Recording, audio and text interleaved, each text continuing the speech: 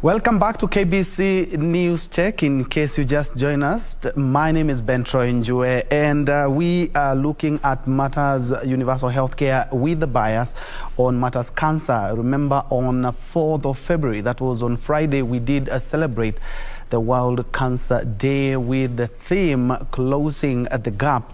And Kenya, as a sub-Saharan African country, we have been worst hit or hard hit by the cancer pandemic. And a few minutes from now, the head of state will be launching or opening up a new cancer center at the Coast General Hospital. We will be getting more details. Our reporter Njue Karisa is on standby. We also have the health CS there. We are waiting for the head of state, and we will witness all that today live. Remember also yesterday the head of state did also launch the UHC, that is the universal health coverage in the country. And now I'm joined by Dr. Raduma, who is the senior resident oncologist at the Kenyatta National Hospital. Let us look at matters cancer. Dr. Karibu sana.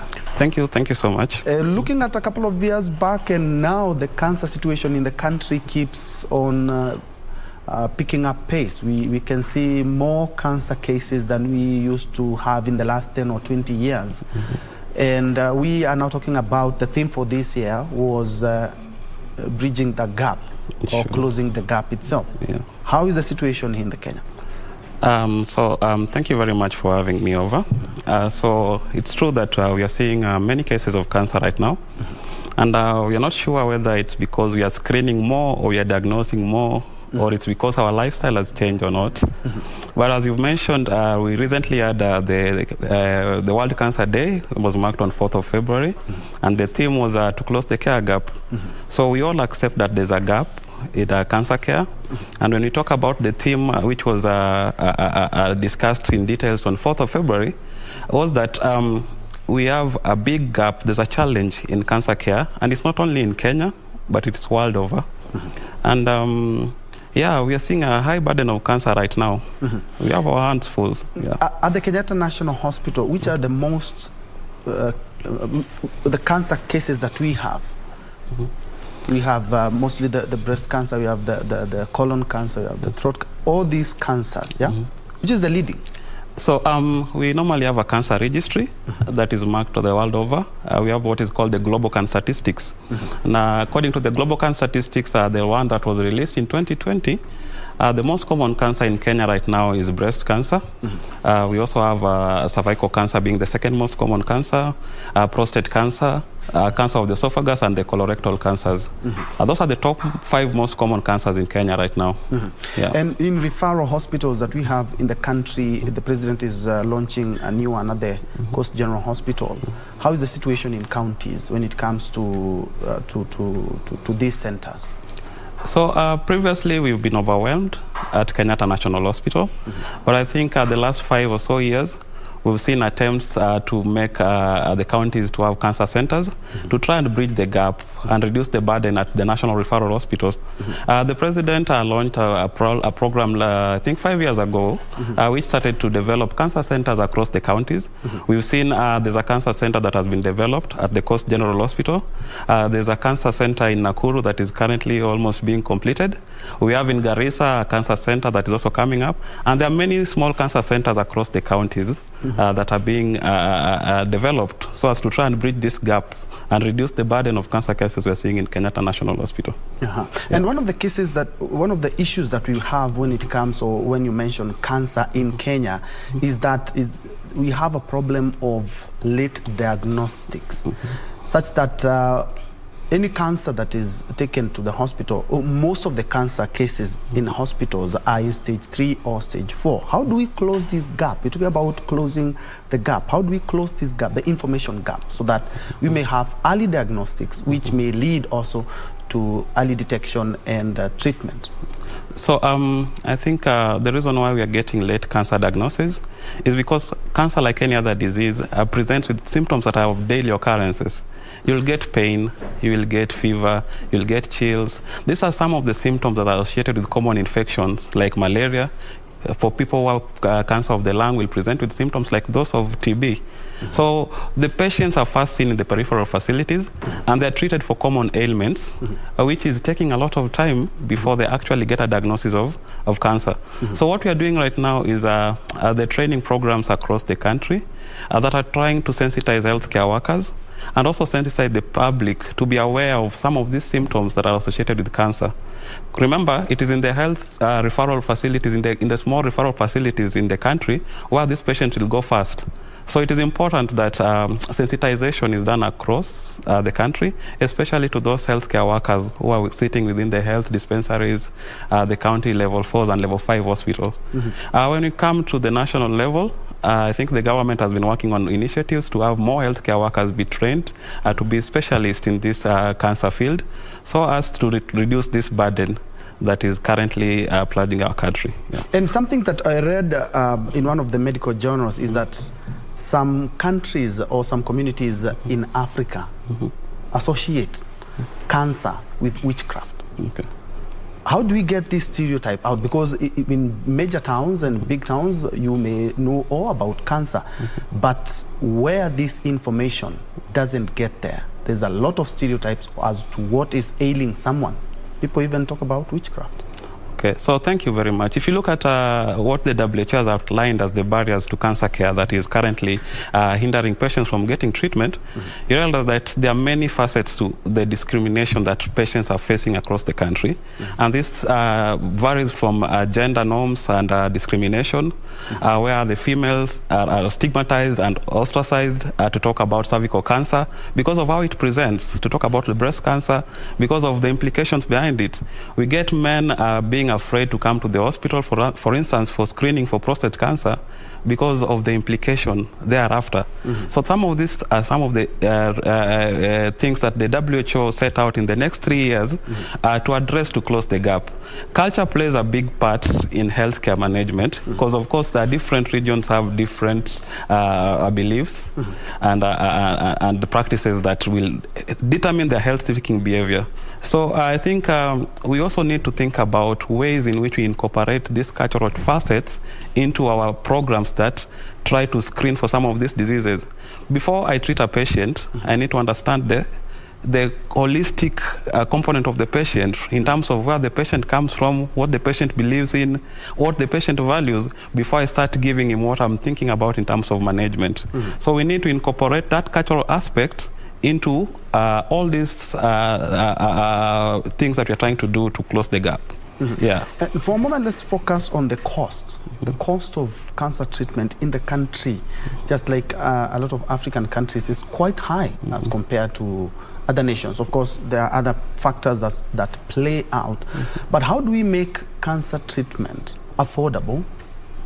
So any mwananchi, at least the president is launching did launch the UHC yesterday, which is going to help a long way in alleviating cases of cancer in the country.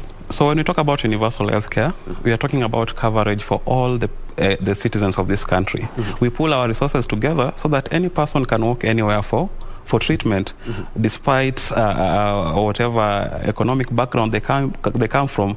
So healthcare in the country has been costly, not just cancer care, and this is because of the limited resources that are available. So I believe for us to close the gap, we need to increase our infrastructural development, we need to increase our healthcare personnel, and we need to bring this healthcare closer to the common mwananchi wherever they are. If you have 1 or 2 facilities treating cancer patients in the country, then of course the cost implication will be higher. But we have 40 or 50 cancer centers across the country, then it's easier for the common mwananchi to access treatment and also to become more affordable. So I think with the advent of the universal healthcare, we are trying to actually reduce some of these implications associated with cancer care in terms of what comes from the patient's pocket. And I think my experience is that the National Hospital Insurance Fund has come in handy for these patients, actually the cancer patients. We've seen what NHIF has done in their cancer care. And I believe if we can invest more in having a universal coverage for the patients, then we will actually be able to reach more patients than we are doing currently. Kenyatta being one of the biggest hospitals in the region and is expected to cater for cancer cases using the NHIF card. What exactly, for the common mwananchi out there, what exactly will it cover, and what is the process? Because we have seen some hospitals denying to offer some services because of the NHIF card. I think NHIF comes in packages. There's what is a package for common mwananchi, there's what is a package for, it depends on your contribution towards the scheme. And then again, it's also dependent on the hospital where you're going to use the scheme. I think the coverage for the private hospitals is not the same as what is covered in the public hospitals. But from a KNH point of view, I think when the patients come in with the NHIF coverage, they're able to access treatment, get chemotherapy, they're able to get radiotherapy services, they're also able to get imaging services. Yeah. Do you have oncology centers in all the counties, on all the level 5 hospitals? Or is it a requirement that we have an oncology center? So ideally, we should be having oncology centers across all the counties, but that is not the point right now. And I think the government is trying to bridge the gap by enabling these other counties to be able to set up cancer centers. I think it's being done in phases. We've actually talked about Nakuru, Mombasa, and Garissa counties that are coming up as being vibrant areas. There's cancer centers in Nyeri, Nakuru, Embu, among others, although they're still coming up. Work in progress. Yeah, so I think the government is trying to bridge the gap, and ideally we should be able to have cancer centers across the country. Yeah. We are talking about closing the gap, and I'm still on the information part, because the more you know, the more you are able to get help. Yeah. And how do we bridge the gap of information and sensitizing? We haven't seen a lot of campaigns on matters cancer. Cancer is what, the fourth disease that is killing a lot of people in the country. The third, that is according to CS Kagwe on Friday. And a lot of Kenyans don't know even where to start, perhaps to where to go. How do we help these people? So I think by talking about it, like we are doing right now, we are spreading a message out there. The print media, the social media, the campaigns are supposed to help us spread the word out there for the common mwananchi. I think right now we've seen very many prominent people getting cancers, and people are now talking about cancer. And I think it's a good way to take the opportunity to spread the word out there. So when we talk about screening services, I think we need to have screening services across the country. There are basically like 4 major cancers that can be screened and make a difference in terms of treatment. And there are among, for the sake of our audience. So the 4 common cancers that can be screened and make a difference in the cancer care include breast cancer, cervical cancer, colorectal cancers, and lung cancers. And these cancers can be screened anywhere across the country and make a difference in terms of the outcome of patient care. So I think it's a multifaceted approach where we need to focus on what we are doing in terms of the healthcare development, in terms of the personnel. We need to focus on what we are doing in terms of the media, what information are we spreading out there. We also need to focus on what, as an individual, you are doing, because all of us have a role to play. And if you look at what the WHO was advising in the closing care gap, is that the individuals, the common mwananchi, have to play a big part in closing the gap by demanding for us to have the infrastructures to be able to do some of these things that we are saying in terms of screening, diagnosis, prevention, and treatment. So if, as taxpayers, we don't demand for cancer centers nearby, we don't demand for presence of healthcare workers who are qualified to help us screen for these cancers, then we're also contributing to the challenge we are facing. Indeed, and talking about the workers who are involved in the whole cancer treatment, the country doesn't have enough oncologists because we have an issue with doctors as a whole, leave alone oncologists. What else can we do to actualize this? Because at the end of the day, even if we have a cancer center in each of the 47 counties, but we do not have the oncologist, we will have an issue. Okay, so there are many doctors currently on training to be a specialist in different fields within the oncology. And I think the government has sponsored so many students right now on training to try and close the gap. We can still do more, and we can still encourage more healthcare workers to undergo training for the same.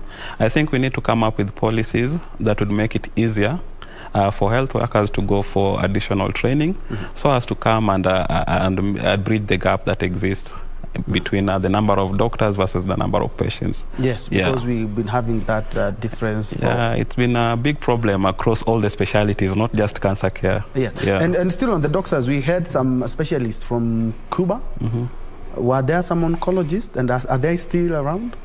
I think the ones I interacted with were renal physicians. I'm not sure whether they were oncologists. Yes. I can't speak to that. I'm talking about KNH. Do you have some more help from outside? In our department, we don't have. All the oncologists from the Kenyatta National Hospital are from Kenya? Kenyans who are trained within and without the country. So we have doctors who've trained outside the country, and we also have doctors in training within the country. Then we have a lot of stigma when we talk about cancer. A lot of people don't even want to come out and say that I have cancer. I've gone to the hospital and I've been diagnosed with cancer. It's only during the last days of life that is when people talk about cancer, which does not help much in bridging the gap, as we are talking about in the theme. Yeah, so stigma is a big problem, and stigma comes from the societal expectations and the cultural beliefs. Now we go back to that. Like I think one of the commonest cases is where you have a man having breast cancer. You see, when you have a man having breast cancer, to come to the clinic where women are coming for assessment for breast cancer becomes a problem. Yeah, because we don't associate men to be having breast cancer. So these are some of the challenges that we are facing, and I think we need to come out and speak freely. I know that majority of the cancers can be cured actually if we do a diagnosis early, if we go for regular screening, and if we come out to take up some of these facilities that are available to us. We know that right now we are talking about HPV vaccination to prevent cervical cancer. We are talking about screening for cervical cancer using the pap smears, which is available across the country. We are talking about breast self-examination, which can be done by the patient themselves. Also, clinical breast exam can be done by any doctor across the facility. But these things will not take up if we cannot come out as individuals and go to access these facilities.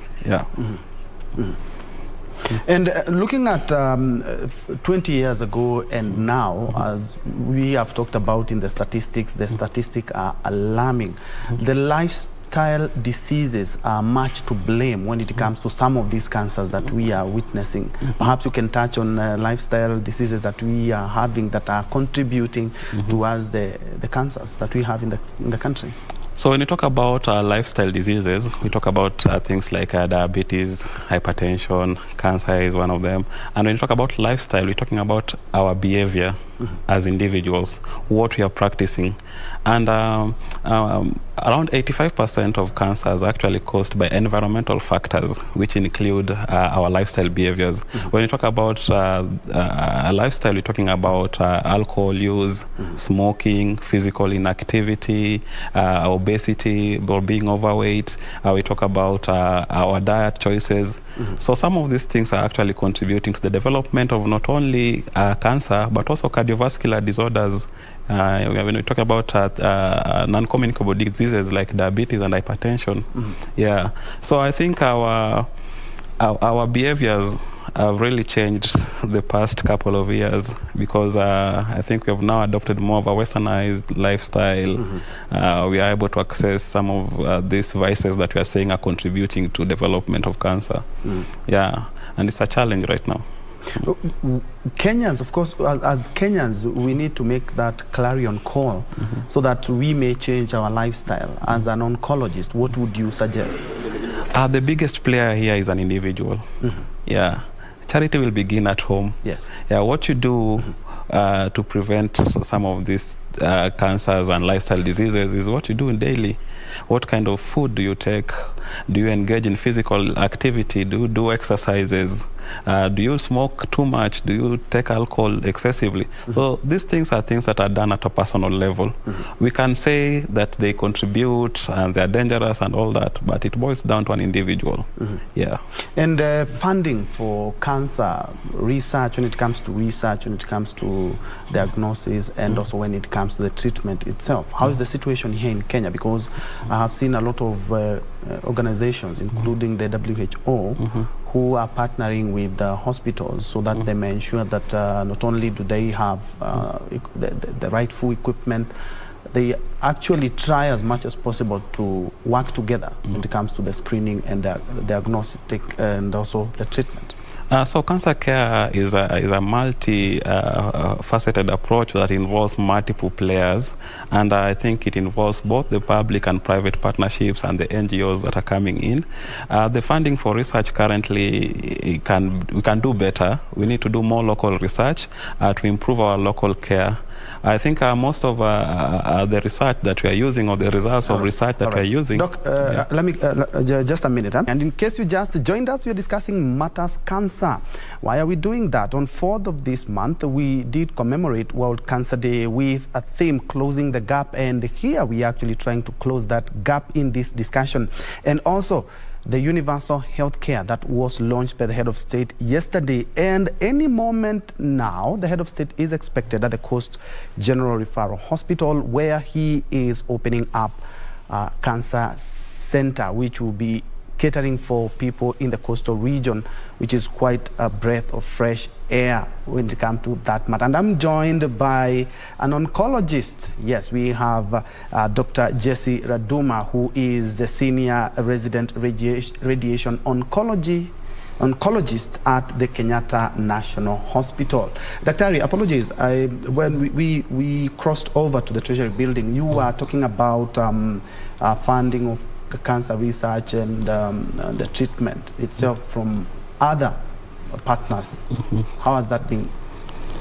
Yeah, so I was telling you actually that the funding for research, we are not doing that quite well, because most of our treatment protocols are based on research that have been done outside the country.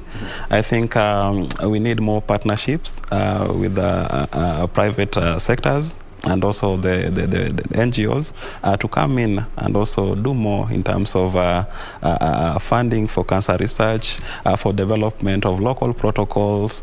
And I think the Ministry of Health has come out and actually done something about having national protocols within the country. And if you go to their website, there's a national cancer guideline that was developed, I think, in 2014. I was revised in 2019. They're also working on radiotherapy protocols. So in terms of closing the care gap in within the healthcare fraternity, the Ministry of Health is doing a lot of work in that. What we need is we need to do more funding in research, and we need to build more relationship with the private and the sectors and the NGOs.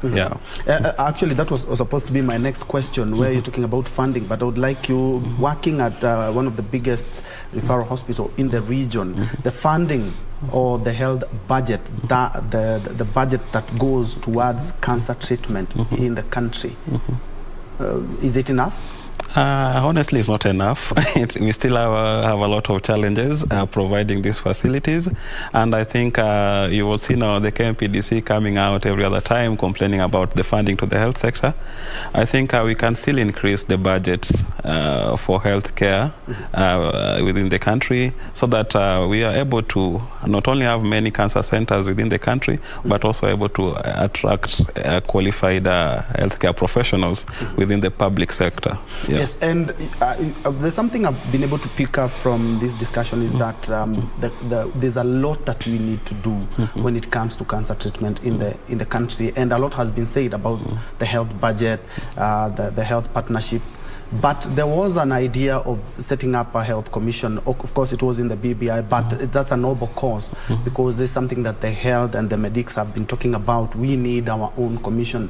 Do you think that the commission could perhaps address some of the challenges that we're experiencing as we try to close the care gap? I think when you talk about Health Service Commission, it's more about a personnel issue, management of healthcare workers, and having a central point where all matters healthcare workers can be addressed. I think this one has been driven so far with the development of devolution and existence of multiple wrangles within the health sector involving the different counties. So we've seen that there have been multiple strikes involving the different counties where the healthcare workers are continually going on strike. And I think this has been interrupting service provision.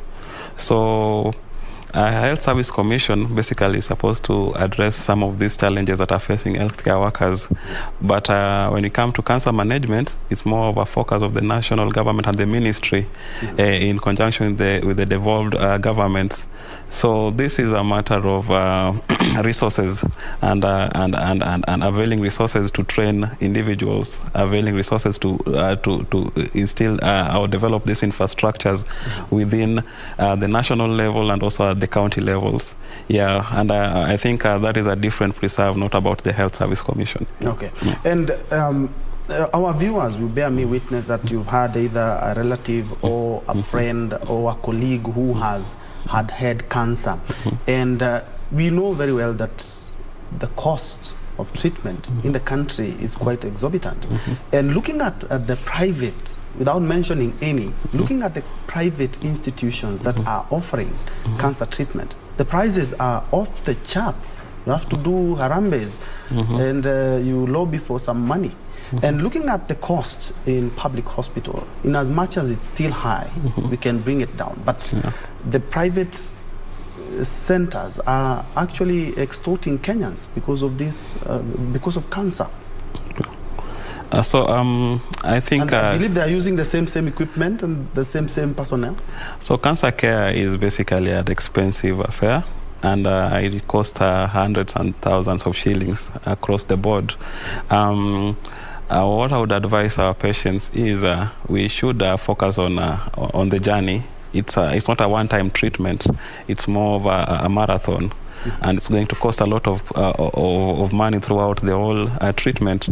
So the focus should be, as we have done, as the president is doing, is having a universal health coverage that is going to help us burden some of these costs. And also at an individual level, we need to have the National Hospital Insurance Fund scheme. We need to have insurance covers so that for any eventuality that we develop a cancer, these insurance schemes will come in handy. And the cost of cancer is actually exorbitant. And you know, when you say about the public hospitals having a lower cost than the private, it's because it's subsidized. Someone is helping us to cater for these costs. Yeah. And how is the government, the UHC supposed to be kicking in any moment from now? As we speak, what is the current situation at the KNH? So UHC, there was a pilot project, I think in Machakos County and some other counties that started to pilot the project. And I've seen in Kenyatta patients from Machakos County coming with a universal health coverage and getting treatment. So actually it's a doable thing, and I think Kenya should embrace 100%, so long as you have your NHIF and you're servicing it well, you're supposed to get that treatment and just leave. Exactly, it's happening right now. Yeah. It's a big relief for Kenyans, but right now, the numbers themselves, the capacity, do we really have that capacity? Because there are some people who don't go to the hospital because of the cost themselves, and they've decided perhaps to use other means, but a lot of people are bound to come up for both screening and the treatment itself. Will we be able to handle the numbers? So I want to take you back a few years ago. You know, a few years ago you'd come to Kenyatta for radiotherapy services, and you'd be told you come back after 6 months to start treatment, because the numbers are overwhelming, and there were only few doctors and there was only 1 or 2 machines that were working. Some patients would cross the border to go to Uganda, Mulago Hospital, to access radiotherapy services. But right now, you come to Kenyatta and patients have started treatment within 1 or 2 weeks, which means that the facilities have been provided. The development of new cancer centers across the country, both public and private, have also helped us to burden some of these large numbers. And I think with the development of the Coast General Cancer Center, we also expect the workload within Kenyatta and other centers within Nairobi to be reduced. Yeah. Indeed, and for now, let's first of all now cross over to Mombasa. Okay, my director informs me that that clip isn't ready yet. We'll be crossing over. Remember, the head of state is supposed to be officially launching the cancer center at the Coast General Hospital. Will be getting a word with the deputy CEO as soon as that feed is ready. We will be getting back to that. But just in case you joined us, we are with one of the senior doctors when it comes to matters cancer at the Kenyatta National Hospital, who is also helping us to know exactly what cancer is, what types of cancers we have in the country, and of course, early detection is the key towards the 100% cure for cancer, earlier detection. Legislation, the laws that we have, this is not the cancer cases that we are experiencing now. We were not experiencing these kinds of cases 30 years back or 20 years back. So the legislation has more or less quite stayed the same. Do you think perhaps we need to have some more legislation, perhaps that will make counties ensure that they have an oncology center and they prioritize cancer treatment? Because as we speak, cancer is tearing into many countries in sub-Saharan Africa. So I think for any success to be achieved in cancer care, of course, we must have policies that will help us define what we want to achieve as a country. And this is where the legislations and the legislators have to come in to help us set up some of the bare minimums that at least should be implemented across the country, so as to reduce some of the challenges that the patients are actually experiencing. Remember, the WHO also highlighted the rural-urban divide as one of the challenges that actually interfere with cancer care in across the world. And when you talk about rural-urban divide, we mean that more resources go to the urban centers, and we have more cancer centers or more facilities or health facilities coming up within the urban centers and neglecting the rural areas. And I think with the devolution, we need to decentralize that so that we have more health facilities and infrastructures coming around the common mwananchi in the counties, so as to at least bridge the gap. Yeah, and that is where now policies come in under legislation, because we know without political goodwill, we cannot close the gap. Indeed. Yeah. And as we had talked about with Doc here, these centers are alleviating, at least in regional. We have one that will be launched in Garissa in a while. We have one now in Mombasa. Nakuru. We have Nakuru. We also have private. We have the Texas Center. We have private hospitals who are also offering cancer treatment in the country. So for the coast, 6,500 people will be attended to, and the CEO there has talked about 400. They were referring 400 people every month to your hospital, Kenyatta National Hospital. So you can tell us how the traffic was. Yeah, we see so many patients from the coast region at large, and I think if you put it into perspective, think about someone coming from a different location to come and look for accommodation in Nairobi, to come and look for a treatment in Nairobi. So this person is not only going to spend money on treatment, but also daily expenses within the city that he's never been to. So if you look at that, then it becomes a very huge burden to the patient in terms of the cost implication. And I think, like you've said, it's a momentous occasion for us that the coast region is now able to relieve the burden to the patients themselves and also to KNH as a facility. Yeah. And looking at, we've talked about the last 5 years, and now we have made tremendous steps, including the cost of cancer treatment. In a rough estimate, how far low have we now come in terms of treating and managing cancer in the country? So I think just like in any other business, supply and demand plays a big issue in regulating the cost. I think in the past 5 or 10 years, we've seen many cancer centers coming up, and this has resulted in the cost of care coming down. And I think when you talk about radiotherapy services, the ranges now are between 4,000 to 6,000, unlike previously where we could pay for maybe one session for around 8 to 11,000, 12,000. Yeah. So with the increased number of facilities, patients are getting options. The cost is coming down.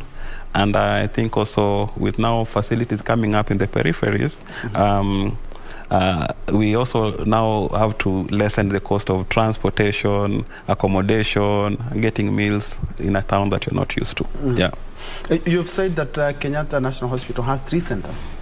We have 3 radiotherapy machines in Kenyatta National Hospital. We have so many clinics running in the Kenyatta National Hospital. We have a clinic that is run by the medical oncologist. We have clinics running by the radiation oncologist. We have clinics running by the gyne oncologist. We have clinics running by the surgical oncologist. Yeah, so there are many clinics within Kenyatta. But still, a lot of patients are coming to the hospital. You've talked about there's a time you could have told a patient to come after 6 months. Yeah. Right now, what is the duration of waiting? So the waiting time has significantly reduced, and we are trying to actually start treatment within 1 to 2 weeks of first contact. For chemotherapy, we are starting treatment almost immediately. Yeah, you come in, if you have everything that is required, you're ready to start treatment. For radiotherapy services, there's a lot of processes involved, but we try to make the treatment within 2 weeks. Yeah. And for private citizens, there are some people who will not have a cover.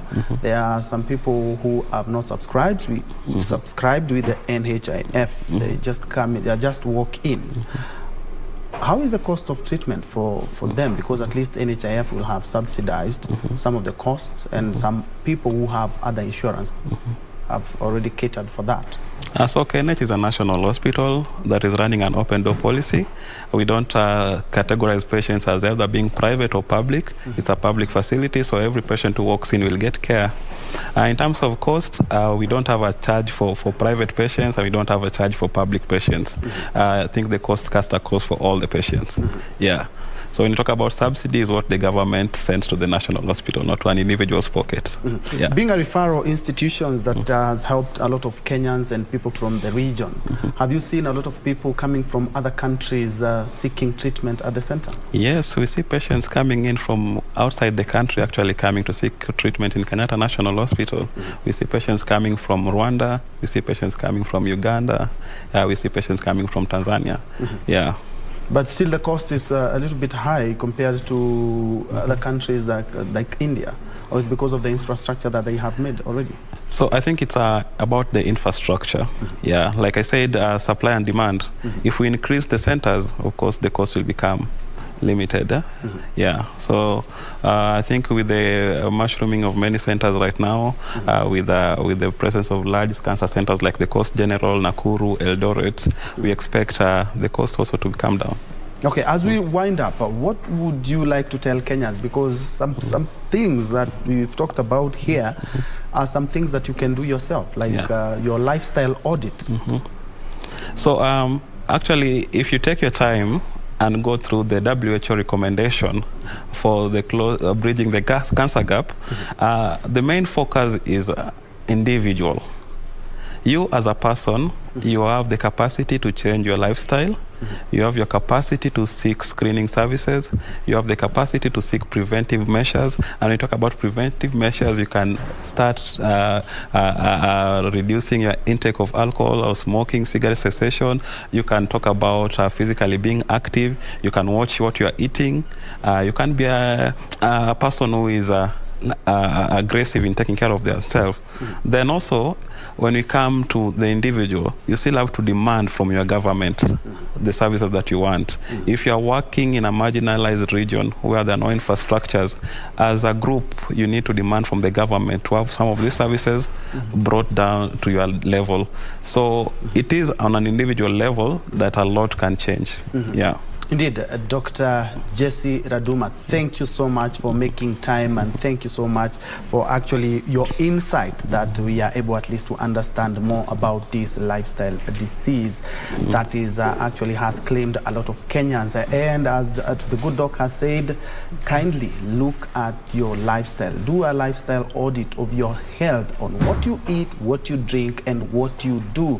The electronic devices have made us a little bit dull and also a little bit lazy. So watch what you eat. We say you are what you eat. Thank you so much for watching. My name is Njue. Susan Thuku is our sign language interpreter for this show, and as we wind up, I'm giving rise to Zainab, who will tell us what is happening in the news in Kurunzi Mashinani. Thank you so much for watching. Let's continue this conversation on our social media spaces.